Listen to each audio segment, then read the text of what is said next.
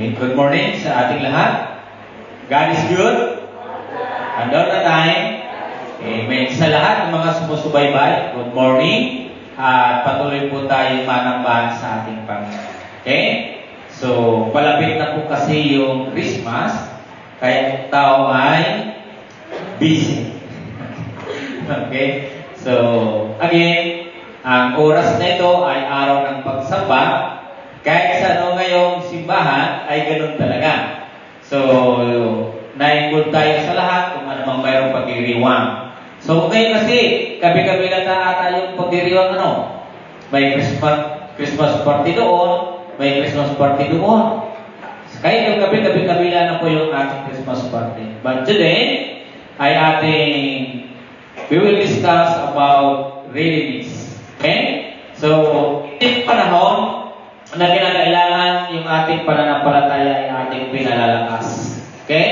Sapagkat maraming mga bagay na pwedeng mangyari. Okay, so today,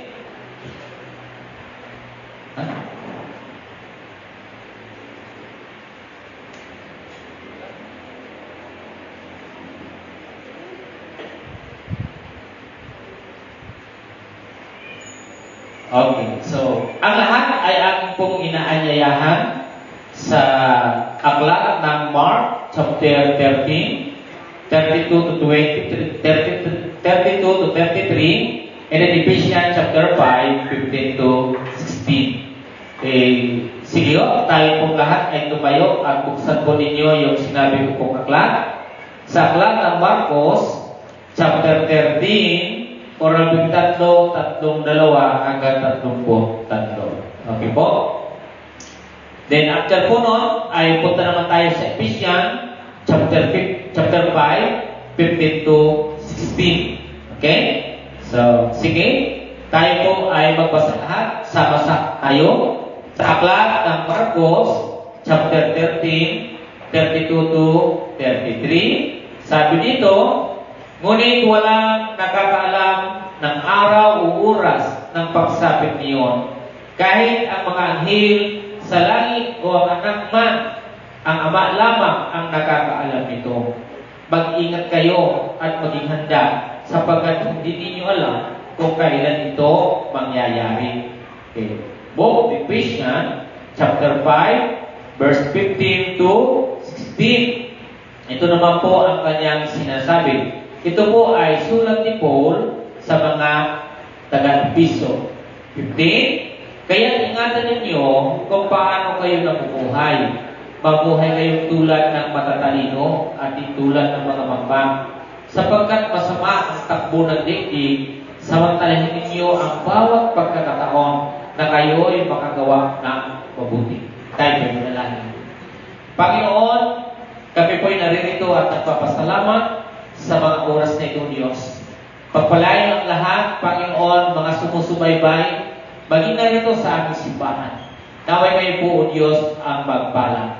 Panginoon, ang mga talata ng aming pag-aaralan, pagpalain, O Diyos. Sa iyo ang lahat, sa tayong pangalan na Jesus, ang lahat ay magsabi na, okay, tayo po lahat ay makakaupo na. So again, pag-uusapan natin ngayon is proper use of time. Okay, paano ba natin ginagamit yung oras? Yung wastong oras ng paggamit natin. Paano natin yung ginagamit? Tayo ay mayroon tayong iba't ibang uri o klase orasan. Okay? Sa bahay ninyo, siguro may orasan pa ba kayo? Yung manual na orasan. Kasi mayroon po kayong tinatawag na orasan na pangalan yung digital na orasan. Sino yung mayroong digital? At sino yung mayroong mga manual? Liban po doon, mayroon pa tayong orasan sa katulad nito. Mayroon pa tayong orasan sa ating mga cellphone. So, dahil yan ay mayroon po yan ilagay na po yan na mayroon po tayong mga orasan, nababantayan ba natin yung ating mga ginagawa? Nababantayan ba natin yung bawat oras na mayroon tayong ginagawa? So, mahalaga kasi yung oras. So, kailangan natin gamitin natin ng wasto yung oras. Alam po ba ngayon, alam po ba ninyo sa panahon natin ngayon, na maraming pagkakataon ang mundo na ginagawa para akitin ang lahat ng tao kung ano ang makakaakit sa kanila. Okay? So lahat tayo ay kinakailangan gumamit tayo ng wastong paggamit ng ating mga oras. Dito tayo minsan natatalo. Okay? So kaya nga, gamitin natin ng maayos ito sapagkat ito ay napaka-importante. Tulad ng binasa natin kanina. Yung binasa natin kanina, maging handa kayo sapagkat hindi nyo alam yung araw. Maging yung mga anghel ay hindi nila alam kung kailan yung babalik. Di ba? And then, makikita nyo po dito, kung iba ay tataas pa natin yung verse nun, ay mayroong isang may-ari ng tahanan. Iniwan niya yung kanyang tahanan doon sa mga manggagawa at iniwan niya doon sa tagapagtay ng pinto yung kanyang bahay. At ang sinabi niya sa tagapagtay ng pinto, sabi niya, lagi ka maging handa sa aking pagbabalik. Di ba? Ang Panginoon ay pinahalagahan po niya yung oras. Ginawa ng Panginoon, maging yung daigdig na ito ay gamit ang oras. Tama? Ngayon na lang yung mga kapatid, kahit meron tayong mga cellphone, liban po doon, ginagamit natin alarm. Tama po ba? Halimbawa, anong oras po ba kayo? Sino po yung malimit magamit ng oras? Ay ang cellphone or alarm. Kami malimit eh. Oh, di ba? Ako malimit din, gamitin namin yon. Lalo na sa ating morning walks. So mahalaga sa amin yun. Pero alam niyo kahit tumutunog, yung oras, yung parang gusto mo pang matulog, pinababayaan mo lang siya, tik-tik lang ng tik-tik. Yeah? Dahil tunog lang siya ng tunog, kahit alam naman yung silip mo naman yun. Pero sa amin kasi, di ba yung ating start ng ating is 4 o'clock? Nakasit ko yung sipunan is 3:20. Kasi inano ko talaga yun para mayroon pa ako hanggang 30 minutes, 10 minutes, na parang nag-arang unat-unat ka pa. Kasi lalo na pag-atok ka. So, kinukuha ko po yung doon. Gumigising talaga kami. 3:30. Kahit tumutunog na, pero makulit talaga yung alam. Kaya alam mo talaga yung tumayo. Hindi ka tumayo. O, diba? So, dito, sa ating paalala sa atin ng Panginoon, gaano na ba talaga tayo ganda? Preparado ba talaga tayo? Nasa oras ba? Sinusunod ba natin yung oras na sinasabi ng Panginoon? Okay? So sabi dito, bakit kailangan natin ito pag-aralan? Upang tayo ay maging mabuting tagapagsiwa. Ang tao o tayong lahat, dapat marunong po tayo mapagsiwaan natin yung bawat oras na mayroon tayo. Tandaan ninyo, maiksi lang yung oras natin. Limitado lang ang oras ng tao. Kaya dapat tayo ginagamit natin yan sa tama. Yung proper use of time. Okay? Sabi dito, sa ating panimula, God's words advises us to use our time wisely because He knows that there are many things in life that can distract us from what is truly important. Di ba? Kaya kailangan natin maging matalino tayo sa paggamit po natin ng mga oras. Sapagkat baka mamaya, mayroong mga importanteng bagay na dapat ginagawa mo ngayon ay hindi mo na siya magagawa. Dahil naaagaw ka doon sa ibang na-attention. Tulad sa panahon natin ngayon. Alam niyo po, pag Christmas, asahan lagi natin na magkabay-kabila po ngayon yung kung ano yung mga okasyon. Talagang madadamay yung Kristiyano dito. O, di ba? Kaya, paano ba natin ngayon gagamitin yung oras natin? O di ba sabi ng Panginoon, sinabi ko po sa inyo nung nakaraan, ang pagbabalik ng Panginoon ay matutulad sa panahon ni Noe.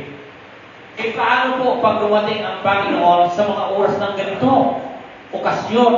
Sino kaya yung aabutan ng Panginoon? Sino yung dadalhin ng Panginoon? Kapag gano'n. Di ba? And then sabi dito sa atin, ulitin ko, pinapayuhan tayo ng salita ng Diyos, na gamitin ang ating oras na may katalinuhan dahil alam niya na maraming bagay sa buhay na maaaring bagambala sa atin sa kung ano ang tunay na mahalaga. Ang para sa akin, bahala tayo gawain para sa Panginoon. So, hindi dapat tayo pagkakapala sa mga bagay na kung ano-ano pa man. Dapat natin inuuna ang ating Panginoon.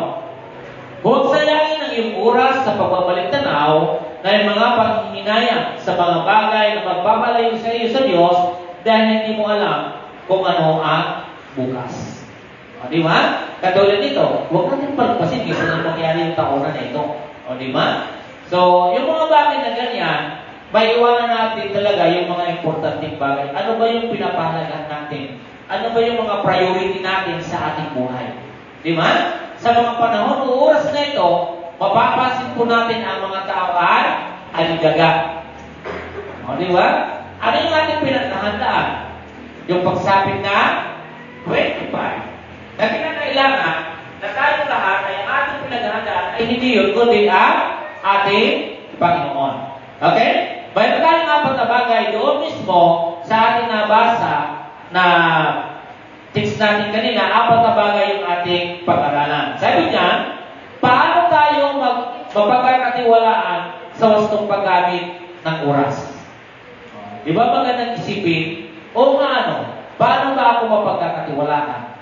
Paliwa, dito pa lang sa ating simbahan, yung start, ang bawat gawain natin. Alam sa totoo lang, marami akong business nagsasabi sa inyo na dapat kung yung oras ay oras, gamitin natin sa tama. Kasi naapektuhan yung bawat mga susunod na programa.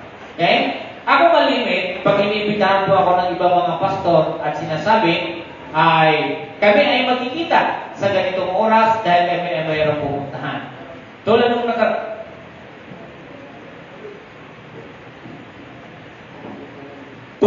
nakaraan, ay ako ay inibitahan ng isa ng mga pastor. Umalis po kami dito nung Wibis. So, alam ko yung oras ko. Okay, so, baka sabihin ng mga pastor, pinapahiya. Hindi naman. Ako lang din kasi, pag ang usapan is, halimbawa 5 or 6 po siya, ang ginagawa ko niya ay talaga maaga ako pumupunta. Ayaw yung nahuhuli ako sa aking pinupuntahan. Okay? Kaya nung pumunta ako ng station ng LRT, dumating po ako doon is 6 o'clock.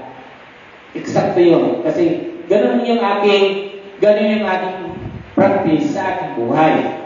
Yung oras kasi mahalaga siya. Kaya pagdating ko doon, nag-antay ako sa kanila. Okay? So sabi ko, nasaan na kaya sila? Nung dumating yung 6:05, dumating yung 6:10, dumating yung 6:15, 6:20, nag-message na ako. Message ko na yung asawa. Isang pastor, sabi ko, umalis po ba si pastor sa inyo? Sabi ko po, pastor. Dali gano'n. So, dumating yung 6:25, kasi yung usapan naman na pag 8 o'clock, ando na kami. So, paano namin yung mahabol na 8 o'clock? Punta kami ng COB sa Cathedral of Praise, tapat ng NBI. Kasi may invitation sa amin na pumunta kami. Okay? So, mayroon kaming breakfast na meeting noon. So, ganun yung nangyari. Nag 6:30, at lumagpas pa ng mga 6:10 mahigit pa, saka naman sila dumating. Sabi ko, alam ba ninyo, dito na ako natulog sa istasyon. Tapos, tagal nyo. Ang mabuti, alam nyo, ang pinakamabuti sapagkat nag-load na ako doon sa beep card namin, lahat naman kasi may load yun. Para mabawian na naman din ako, sabi ko, huwag nyo na akong ililibre kasi kako, may laman naman yung beep card ko. Sabi niya, huwag na yun, aawa mo na yun. Sabi gano'n. Pagdating ko na mo rin, sabi ko, huwag mo na ako ba? Sabi, hindi na, tago mo na yan. Libre. Pagpay kaya ko, ako na lang yung, huwag niya na ako sabi, hindi na, kami na na. Kaya rin maganda. So, ang akin dito mga kapatid, ayusin natin yung paggamit ng tamang oras. Diba? Marami na aapektuhan. Kaya ang oras ay mahalaga talaga. Okay, mayroon nga pa tayo ng bagay na ating pag-aaralan. Okay? Dito sa ating binasa. Number 1, the best time for Christian to open their lives to God is to walk wisely. Maging matalino ho tayo sa mga oras na mayroon tayo ngayon. Kasi marami po yung nalilin lang sa mga oras. Yung oras na dapat ginugugol mo ngayon ay nagugugol mo sa ibang bagay. Yung sinabi natin sa panimula kanina, na naiiwanan natin na mayroon palang importante at mahalaga na akong gagawin. Di ba? Kaya sabi niya, kinakailangan ang pinakamainam na panahon sa ating buhay bilang isang Kristiyano. Bilang isang Kristiyano, sinasabi niya upang i-ari sa Diyos ay ang paglakad ng may katalinuhan. Maging matalino po tayo ngayon sa panahon ito. Okay? Hindi po natin alam yung araw kung kailan magaganap o mangyayari yung pagdating ng Panginoon. Di ba? Maging matalino po tayo, huwag tayong maging katulad ng isa. Di ba? Ano yung binasa natin kanina? Sabi niya, kaya ingatan ninyo kung paano kayo namumuhay. Mamuhay kayong tulad na matalino at di tulad ng mga magman. Di ba? Dapat tayo ay maging matalino. Ang Kristiyano ay bukas, malinaw sa kanyang isipan kung ano yung mahalaga para sa kanya. Di ba? Dapat alam natin yun.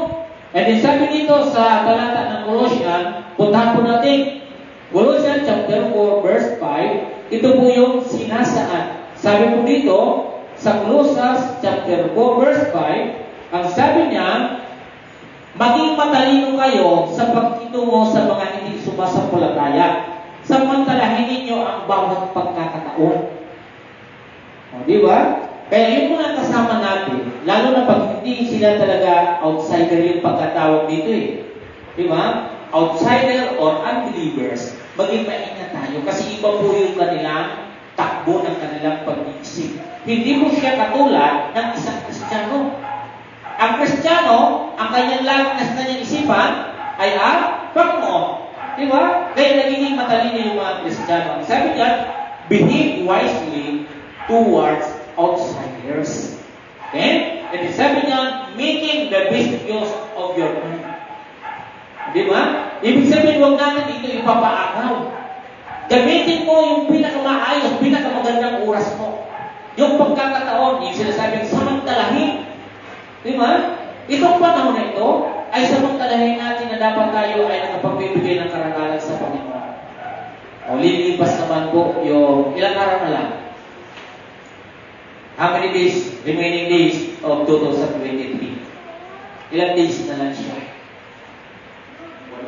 8. 8. Anong pizza ba kayo? 17? O pumapatak na lang siguro ng 13 or 12? O 14? 14 days Kasi may 31 ba yung December? So, 14. Okay, 14 days. So, yung remaining days na yan. Diba? Ginagawa po natin ito. Kanina, madaling araw ay umalis kami sa Tagmita. Pumunta kami sa labasan. Daanan namin dito yung simbahan. Maraming tao. Daanan namin yung power of God. Tapos pumunta kami sa Civil may pinili kami. Wala sa ano ba yung mga ni. Pagdating daming tao. Sa palagi niyo, saan galing? Sa simbahan. Nakasit sa kanilang isipan, nakasit yung oras, panahon para sa kanila, na sa mga ganitong natitirang mga panahon o araw, anong ginagawa? Para magsamba sa ating Panginoon. Tayo mga Kristiyano, baging matalino tayo. Di ba? Dito sa ating simbahan ay hindi lang tuwing sasapit yung ganito. Araw-araw po tayo dito, mayroong once. Di ba? Nagsin tayo dito para hamunin yung lahat na makarating sa simbahan. Para mag-attend ng simbahan.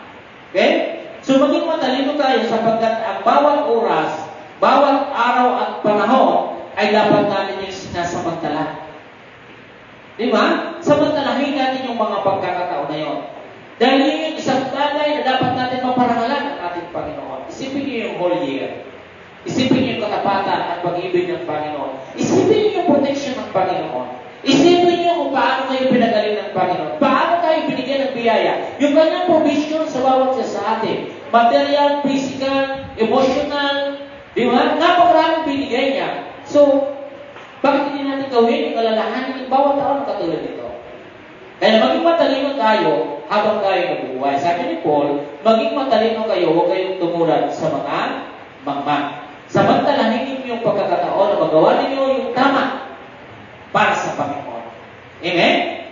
Pangalawa, na ating tatalakayin ay yung sinasabing, the best time for Christian to offer their lives to God is the sober life that glorifies our God. Di ba? So, isang magandang bagay na ang paggamit, yung proper use of time, na nagbibigay tayo ng napakagandang panahon para sa Panginoon, na magbibigay sa Kanya ng kaluwalhatian. Okay? Sa ngayon, dahil tayo ng mga Kristiyano, hindi na dapat natin ito pinapaalipin o pinapagamit sa kaaway. So, paggamit ng oras po natin, dapat yung panahon ngayon, dahil nasa panahon tayo ng isang Kristiyano, na ganap, na mayroong tamang pamumuhay, pinaalipin natin ito sa ating pag-uras ito ngayon ng Panginoon para kunin o gamitin yung ating katawan. Sapagkat matagal na pinagsamantalahan ng kaaway yung ating katawan. Inalipin tayo noon. So, hindi na dapat natin ito doon ipagamit. Okay? Sa aklat ng Romans, chapter 6, 12 to 13. Ano ang sinabi po yan? Sabi nga, sa Romans, chapter 6, anong verse po? 12 to 13. Huwag na ninyo paghariin ang kasalanan sa iyong mga katawan, mamamatay, upang hindi na kayo maalipin ng masasamang pita ito. Alam niyo po yung pita? Yung pita ng ating laman ay narito, naghahanap talaga ito ng ikasasaya niya. Lalo na sa panahon natin ngayon. And then sabi dito sa 13, huwag ninyong ipailalim sa kapangyarihan ng kasalanan ang alimang bahagi ng inyong katawan bilang kasangkapan ng kasamaan. O, di ba? And then nagsabi mo niya na binabanggit dito bilang kasangkapan ng kasamaan. Sa halip pasabog kayo sa Diyos bilang mga taong namatay at muling binuhay at ihandog sa Kanya ang buo ninyong pagkatao bilang kasangkapan na katwiran. O, di ba? Ang tama ngayon sa buhay natin, o, di ba, na yung kinakailangan natin ay maging kasangkapan ito ngayon ng Panginoon. Panahon niya ito na gamitin na katawan. Katawan ninyo sapagkat tayo ay nakakilala sa Panginoon. Tama? Ito yung oras na dapat po natin gamitin sa Kanya. Sana wala na pong Kristiyan na matutukso sa oras ng mga okasyon. Ano po? Huwag na siyang matutukso. Kahapon, ay kagabi gumagang distributor dyan. Doon nagsara na distributor. Then, sige, pagdating ko dyan sa Jesus sa may ginawa brother John may bahay natin, may tindahan sa may gilid. Maya-maya lumabas yung buwaki. Nakita ko yung green horse, brother sa to. Nakita ko yung green horse. Sabi niya distributor, ang sarap nun, palagin yun, no? Sabi niya distributor, ano bang meron dyan sa green horse, man? Alam niyo sa manginginom, pag makita yung malamig, brother sa to. Ano bang ramdam? Pag nakikita yung malamig na to, ay, talagang maakit ka. Sabi ko nung panahon talaga. Pero alam niyo sa katawang lupang ito, maging ako hindi may tatanggi. Kaya ako pag nakikita ng mga gano'n, minsan pag lumalan ako, yung parang nagbabalik-balik sa iyo yung mga nangyari ba? Hindi yung nawawala. Ano pa rin yung hangat ng pita ng laman. Ang maganda lang, katulad sa akin lang naman, pinapatutuo ko lang ito sa inyo, ang maganda lang para sa akin, kaya ko na siyang pilihan, kaya ko na siyang putulin. Di ba? Kahit hindi nyo ako nakikita, kaya ko siyang putulin. Kahit mapalayo na ako sa inyo, sa harapan ninyo, alam ko kasi mayroon na nakikita sa akin. Ang akin lang punto dito, ayaw ko nang muling maging kasangkapan ako ng mga dati kong ginagawa. Ang gusto ko ngayon, maging kasangkapan ako ng Panginoon na yung ginagamit ako sa katwiran. Di ba? Tama? So kahit nakita ko yung mga itong panahon na ito, itong okasyon na ito, maraming ganon. At sana marami pong Kristiyano, huwag na po ditong madadala pa. Huwag na sana dito mabubuyo sa isang bagay na, sa isang iklap lang rin, after ito itapos na, at pagkatapos ito, nagsisisi ka, so para huwag kang magsisi, huwag mong gawin. Di ba? Kaya, oo, yung pita talaga ay mabilis talaga. Kami ay hindi naman kami mga robot Yung mga pastor, tao rin kami. Nakakaramdam din kami ng mga bagay. Lalo na sa ating mga mula, sa ating mga pinagmulan. So, hindi yun mawawala. Pero ganun pa man, ang pinakamaganda ay hindi na tayo na-involve pa sa ganang mga bagay. Kaya sa pagkakataon itong pangalawa natin, yun yung oras na dapat pinag-uukulan natin. Yung tayo ay nagkakapamuhay sa katwiran. Hindi na natin pinapaalipin pa yung ating mga sarili doon sa mundo. Kasi pag ito ay ginawa pa rin natin, alipin pa rin tayo ng ating kasamahan. Alipin tayo ng kaaway at sige pa rin tayo ng sige dyan, alipin pa rin tayo. Hindi siya nawawala. Pero kung gusto mo siya mawala, gamitin mo yung panahon, yung oras na ito, na ayawan yung bagay na yan. It is your decision. Ito yung pinaka-best para sa'yo. Tama? Okay. Pangatlo, mga kapatid. Pangatlo, sa oras na ito, ng tamang paggamit ng oras. Okay? Dahil ito yung nararapat. Number 3, the best time for Christians to offer their lives to God is while you are still strong, spend in serving God. Ito mga kapatid. Marami na din po ako napakinggan na ganito na nung ako po ay nasa evangelism church planting. Marami nagsasabi na noon ganito yung mga ginagawa namin, yung mga nakalipas ay inaalala. Pero ito yung maganda. Ang habang ikaw ay nakakakain, nakakaawit, nakakalakad, nakatutugtog, ito yung pinaka-the best time na gamitin mo siya at gamitin. Huwag mong papalipasin yung bawat oras, bawat araw na yan. Kung may schedule ka, para dyan ay gawin at gawin at gawin mo yun. Bakit, mga kapatid? Tandaan nyo yung bawat oras, lumilipas. Tandaan niyo yung bawat buwan, hindi na yung muling babalik. Babalik the same month, yung name, pero yung araw at oras, iba na po yun. Hindi na po natin alam yung takbo ng bukas na yun, yung araw na yun. Tulad nito, tulad ng kahapon, may hindi ka nagawa, may babalik mo pa ba? Hindi. Babawas na yun sa iyo eh. Yung oras na binigay sa iyo ng Panginoon dito, pag hindi mo po siyang ginawa, wala ka nang magagawa doon. Pinabayaan mo na yung oras mo. Okay? So, gusto ko po buksan po ninyo ang inyong mga Biblia sa aklat ng Ecclesiastes. So, mga ngaral na binabanggit po dyan sa aklat na ito, sabi dyan sa chapter 12, verse 1 and 5. Okay, anong sinabi po riyan?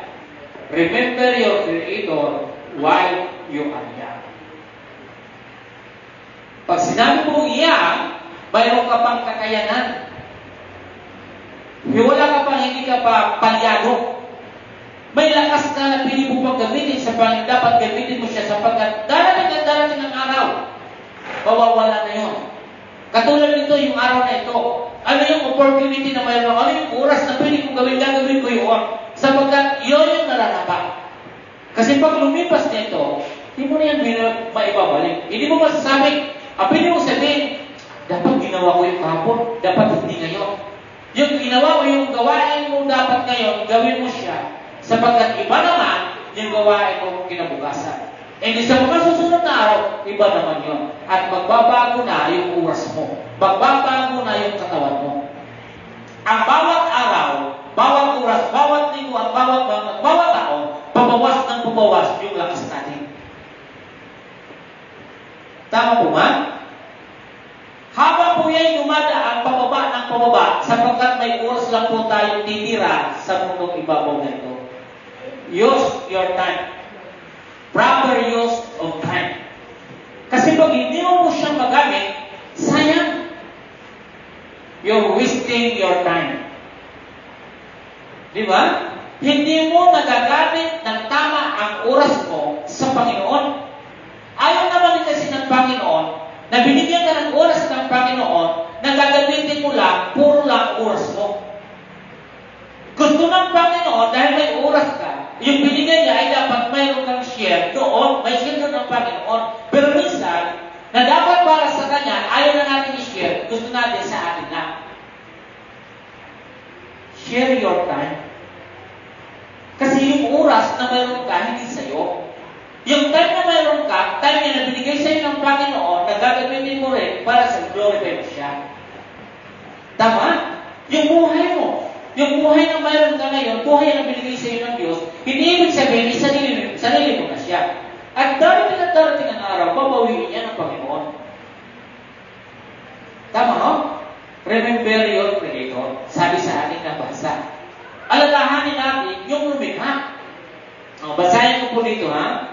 Sabi niya dito sa mga ngaral, chapter 12, verse 5, verse 1 hanggang verse 5. Sabi niya, alalahanin ninyo ang lumikha sa iyo sa panahon ng iyong kabataan, bago dumating ang mga araw at taon na puno na ng kaguluhan. Panahon hindi na madama ang tamis na mabuhay. Kailan ito dumarating? Ang parahal ko ng mabuhay. Hindi lang ito dahil sa matanda na kundi pagpuno ka ng problema. Kung mayroon kang sakit na malala, hindi mo na ginugusto yung pamabuhay pa sapagkat may sakit ka. Di ba? Pag ikaw ay matanda na, minsan iba, ayaw mo na magpaalaga sa akin na gusto kong mamatay na. Hindi mo na madamay. Wala na. Then, ang sabi dito, alalahanin mo ang Diyos.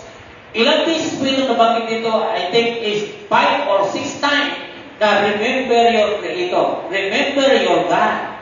Kaya sabi niya dito, na alalahanin mo ang Diyos bago magkubli ang sikat ng araw, bago magdilim ang buwan at mga bituin, bago kalambungan ng makapal na madilim na ulam. Remember sa lahat ngayon mga nakapagkita, darating at darating ang araw, lalabo ang ating paningin. Naintindihan? Again, proper use of time. Okay, share your time. Mag-share ka sa Panginoon dahil yung time na yung umilag sa iyo. Ay ang sinabi dito, alalahanin mo siya bago humina ang iyong katawan, bago manghina ang iyong mga bisig, bago mawala ang lakas ng iyong mga tuhod, alalahanin mo siya bago mabungi ang iyong mga ngipin at bago lumabo ang iyong mga mata. And then, ang sinabi ko dito, liban po doon sa lumabo ang mga mata. And then, sabi niya, alalahanin mo siya bago ka mawala ng pagdinig at na halos di mo na marinig ang ingay ng gilingan. Isipin niyo kung ano yung gilingan na itong binabanggit, napakaingay na po ito. Okay? And then, sabi niya, ang huni ng mga ibon at ang himig ng awitin. Alalahanin mo siya bago dumating ang panahon ng katakutan mong umakyat sa itaas. Bago dumating ang panahon na hindi na makakalakad na mag-isa. Bago pumuti ang iyong buhok at ipasa ng pagnanasang sumipid sa minamahal. Di ba? Lahat ng mayroon tayo ngayon, lahat yan ay mawawala. Tama?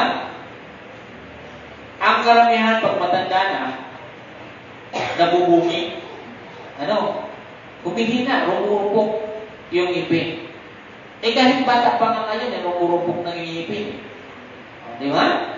So, lagi natin pagkakatandaan. Yung best time talaga para sa atin, ibigay na natin sa Panginoon. Sikapin natin na magawa natin yun. Upang sa mga susunod pang araw, masasabi mo, nagawa ko yung nabis ko para sa Panginoon. Nagawa ko talaga yung gusto ko na gawin ko sa aking buhay. Nung panahon ko nagawa ko yun. Kasi darating at darating ang araw, pati yung paglakad ko, wala na. Gustuhin mo nang pumunta at humingi ka man ng sakrolo at ayaw naman niyang tulungan ka, may magagawa ka? Wala kang magagawa, magagalit ka. Kahit anak mo, at sasabihin mo, anak, gusto kong magsimba, tulungan mo akong makaakyat. Maganda pa. Wala kang magagawa kung walang gagawin sa iyo yung anak mo. Ito yung malungkot na buhay natin. Kaya habang pag may pagkakataon, gamitin natin yung pinakagabis natin para sa Diyos. Di ba? Totoo, mga kapatid. Mayroon po ako nakita isang matanda na gusto niya umalis ng bahay, pero hindi po siya tinulungan ng kanyang anak. Kasi meron siyang pupuntahan. Ano sa palagay niyo ang pakiramdam ng gano'n? Yung hindi masunod yung gusto mo. Ngayon pa nga, kahit kumplito tayo, pag hindi pa masunod yung gusto mo, nagagalit ka. How about pagdating ng araw, na wala ka ng kakayanan at nagre-request ka at hindi ka pinapahura? Yung masakit. Tama, brother Ryan? May mga pagkakataon na ganyan. Gustuhin mo man mapakinggan yung awit, wala ka aparato sa tainga mo, wala na eh. Useless na rin yung aparato. Kaya habang may pagkakataon ngayon, napapakinggan pa natin yung salita ng Diyos at napapakinggan natin yung mga awitin, samantalahin. Di ba? Habang ikaw ngayon ay nakakain, yung ngipin ay nakakadurog pa ng mga pagkain, samantalahin mo. Sapagkat pagdating ng araw, pag yan ay lahat ay natanggal, nakikita na kayo ng mga tao na walang ngipin. Hindi ba cute?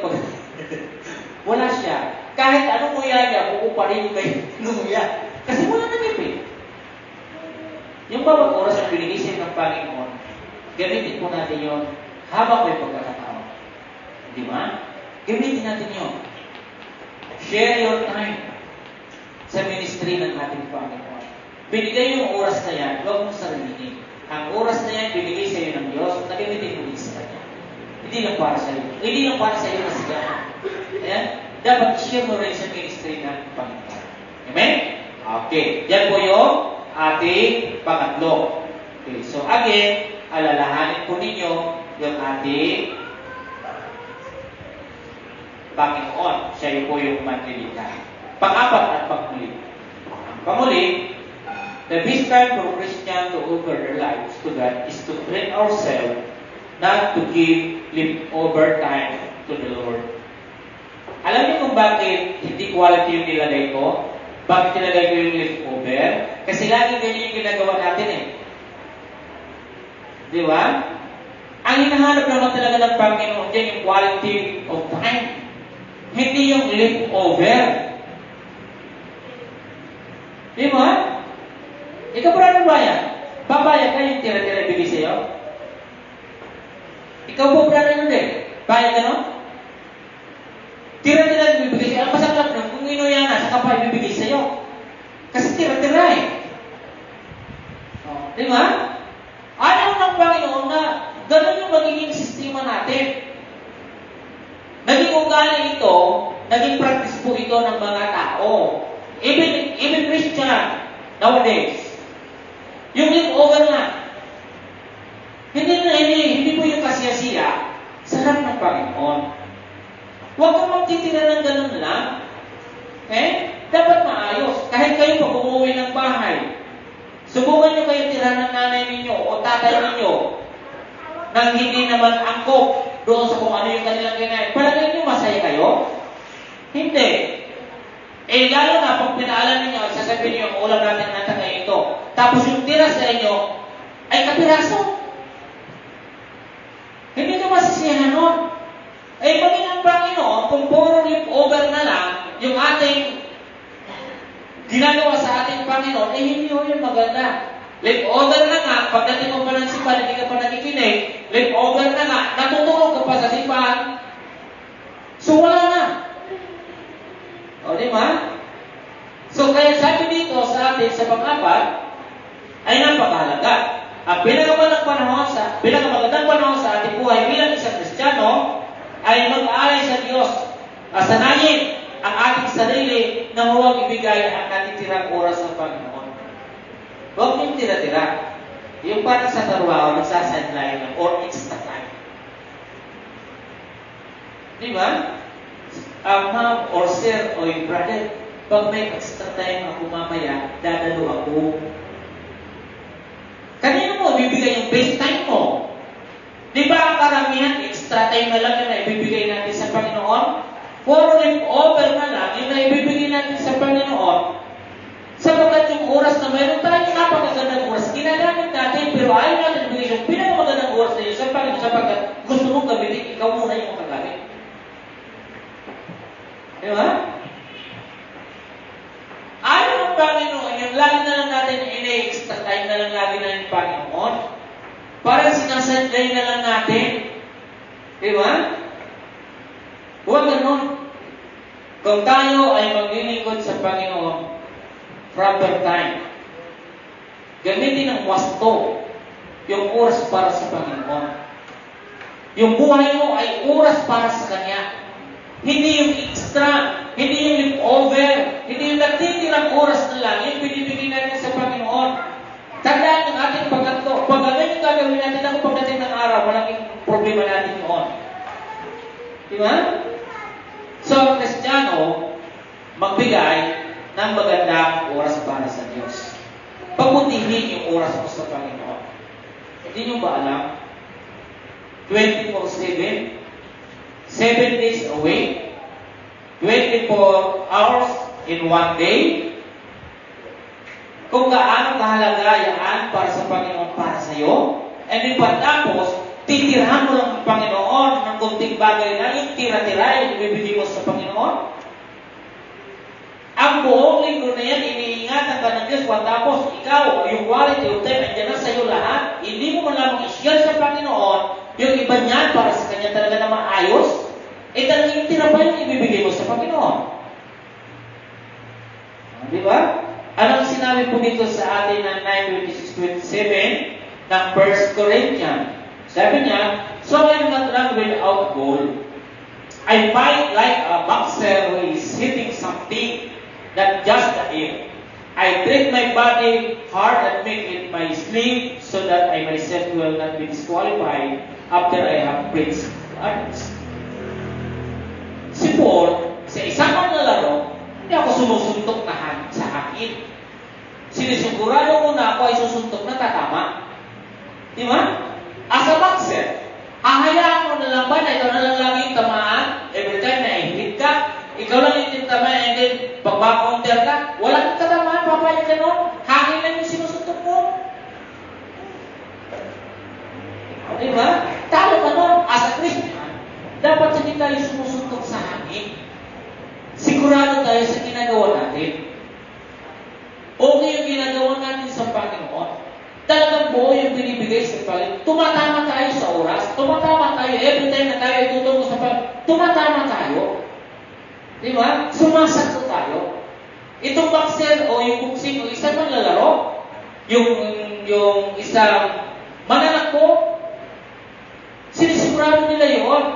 Di ba? Sabi ni Paul, hindi sumustok sa hangin. Alam niyo kung ano yung nawawala? Pag sumuntok, di ba brother sa to? Hindi naman ako boxer eh. Pero kahit kayo babae at lalaki, subukan yung suntokin yung hangin ng malakas, many times. Then after that, manghihina na kayo. Nawala kayo, tinamaan.